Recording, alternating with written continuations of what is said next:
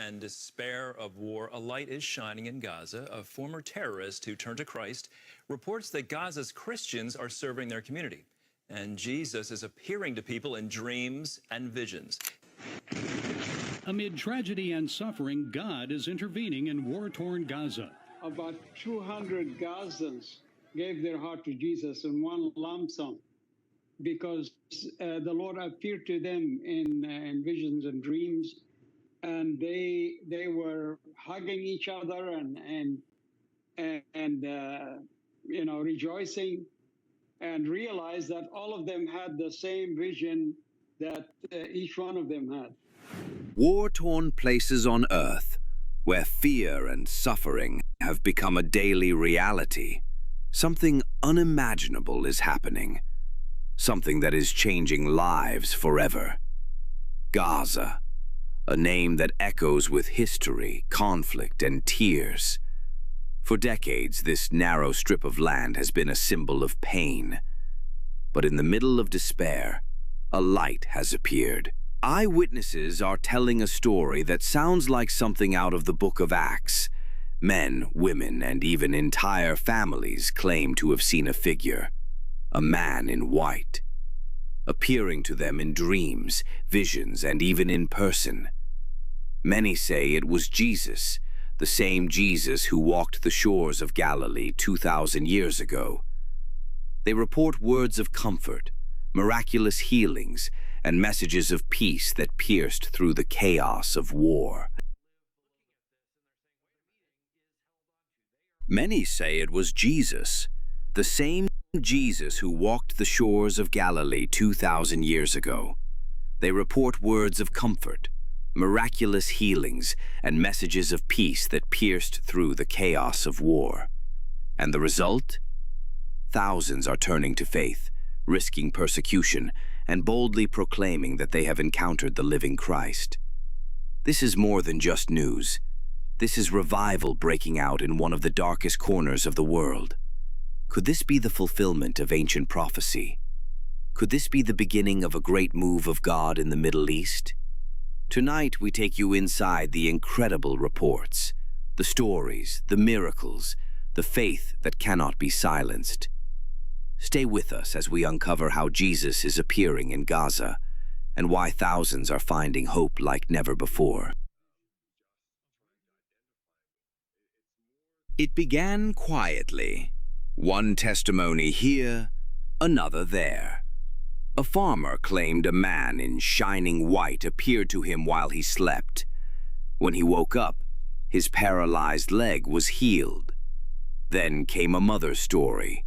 She said the man called her name twice and told her, "Do not be afraid. Peace is coming to your house."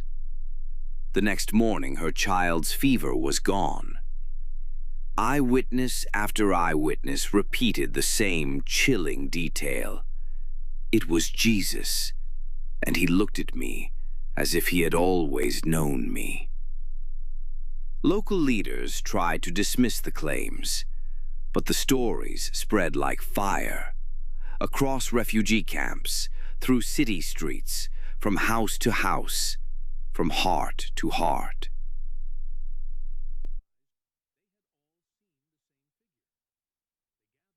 It wasn't just visions. There were words, powerful words. Forgive those who hurt you. Be at peace. Follow me. One witness said, "He held out his hand to me and said, 'I will never leave you.' Another whispered through tears, 'I felt a love so strong it broke me.' These are not just dreams. They are messages. Messages that bring hope into a place drowning in despair. Could these be modern echoes of what the disciples saw after the resurrection? Following Jesus is not without risk. There are no large cathedrals here, no public gatherings of worshippers. Faith spreads quietly, in whispered prayers, in secret meetings under candlelight, in moments when fear could easily silence them. Yet they are not silent. One man said, "Even if I die, I cannot deny what I saw." Another, a young woman, said, "I was ready to end my life. Then he came to me in a dream and said, 'I have chosen you. Now I am not afraid of death. I know where I am going.'" This is not just conversion. This is transformation, even in the face of death. And then the miracles began. A man blind since birth says he saw for the first time after praying in the name of Jesus. A child on his deathbed suddenly recovered after his mother dreamed of a man in white standing at the foot of the bed. One witness says a group saw a glowing figure walking among the ruins after a bombing, and the next morning, every injured person in that building was alive. Movement spreading from Tehran to remote villages. Everywhere, stories echo of the man in white, appearing as a radiant figure, clothed in shining robes. One account stands out. A man who once led a violent movement, a man whose life was defined by hatred, had a dream one night. In the dream, Jesus appeared to him and said, "I am Jesus of Nazareth. I am the only way to God." The man woke trembling. For days he could not eat or sleep. Then he fell to his knees and surrendered his life to Christ. And in that moment, everything changed. Hatred gave way to love. Conflict turned into peace. This is Saul on the road to Damascus, happening again today. Suddenly, a light from heaven flashed around him. He fell to the ground and heard a voice say, "Saul, Saul, why do you persecute me?" Acts 9, 3-4. The same Jesus who met Saul is still meeting people today, in Gaza, in Iran, and across the earth. Striking is the consistency of these visions. Jesus often appears clothed in brilliant white, the very color Muslims wear during prayer and pilgrimage.